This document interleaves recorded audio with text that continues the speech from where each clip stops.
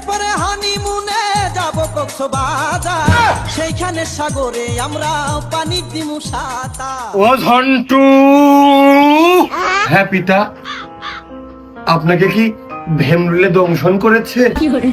না, তুই এদিকে আয়, কাছে আয়। মানে ওই বেশি কাছে না দূরের কাছে? আরে হাত সারি কাছে আসলি হচ্ছে। এর আগেও বহুতবার আমার ভালো বুঝে রেখে নিয়ে কান মুখ সাইজ করে দিয়েছে, খুব সাবধান থাকতে।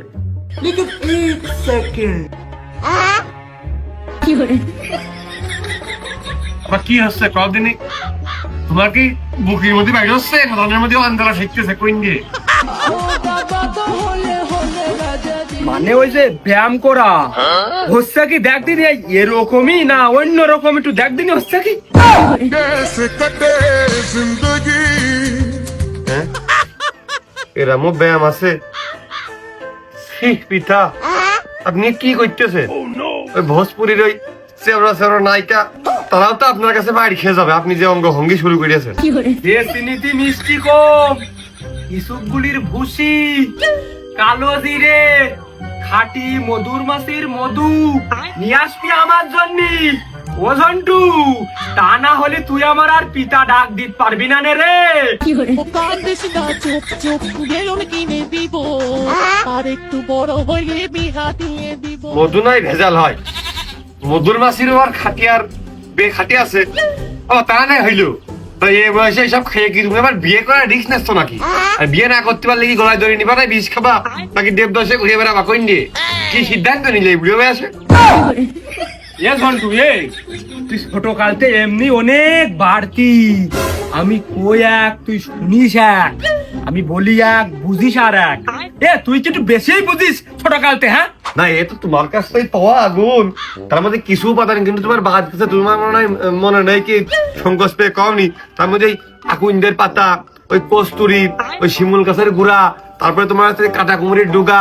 তোমার কিন্তু এই বিশেষ উপাদানগুলো কিন্তু ভেষজ কায়দায় অবশ্য থাইনকনির ডুগাটা বাদ দিচ্ছে, তার মধ্যে থাইনকনির ডুগা, এগুলো কিন্তু মিস করবা না। এগুলো কিন্তু তুমি যদি না খাও তাহলে কিন্তু এই মূল কার্যকারিতা তুমি কিন্তু পাবা না।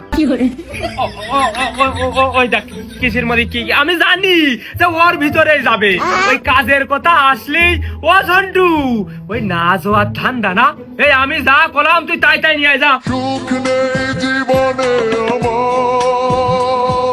তাই আনলাম, কিন্তু এই তাবৎ বাড়ির এই লম্বা লিস্ট তালিকা, এ তোমার খোয়ার পরামর্শটা, এই বুদ্ধিটা তোমার কিটা দিয়েছে?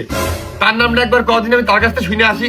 আমি যে চলে মরবান, ও ধন্টু মিশ্রি ভিজে দিস, ও ধন্টু রিসুপুরের ভুসি গুলো আইতে, ও ধন্টু রুটি কি হয়েছে, এই শ্রেণী কম হয়েছে বেশি হয়েছে। আমি যে চলে ঘুম কামড় করে মলাম। আরে ওই ডক্টর রাজা রাজা এই পরামর্শ দিয়েছে আমার, ওই মোতাবেকে এখন থেকে আমার চলতে হবে। তুই রেডি হয়ে যা। আমি যে দিব্যি দেখতিস তোমার তাবৎ দেহ বৃত্তি ভাই, তোমার তো ভাগে কোনো ক্ষেন্ত হয়নি, সুস্থ আছো। তোমার কোন রোগের চিকিৎসা মোতাবেক এটা খাতি ক্রিয়াস কদিনই? আরে ডক্টর রাজা আমার ডায়াবেটিক্স পরীক্ষা করে দেখলো ডায়াবেটিক্স 50। আর কিছুদিন যদি আমি এইভাবে চলি সে 100 হয়ে যাবে রে। আমি আর বেশি দিন বাঁচবো না। তাই আমার এই নিয়ম নীতি গুলো দিয়েছে। এখন যদি আমি এই সব পরামর্শ অনুযায়ী চলি তাহলে আমার কাছে তো ডায়াবেটিক্স কাছেই ঘিরতে পারবে না। সেই জন্য ওর পরামর্শ আমার চলতে হবে।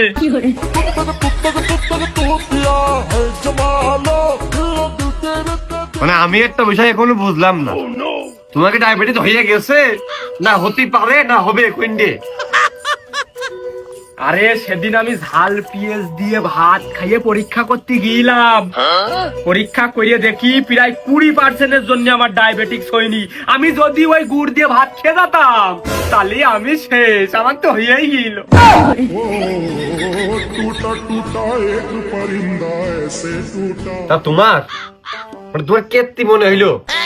তারা তো অন্য সুস্থ মানুষ, তোমার কেত্তি মনে হইলো যে তোমার ডায়াবেটিসটা পরীক্ষা করা উচিত? ও গো পরাণের প্রিয়া আমার, সবার হচ্ছে, আমারও হতে পারে।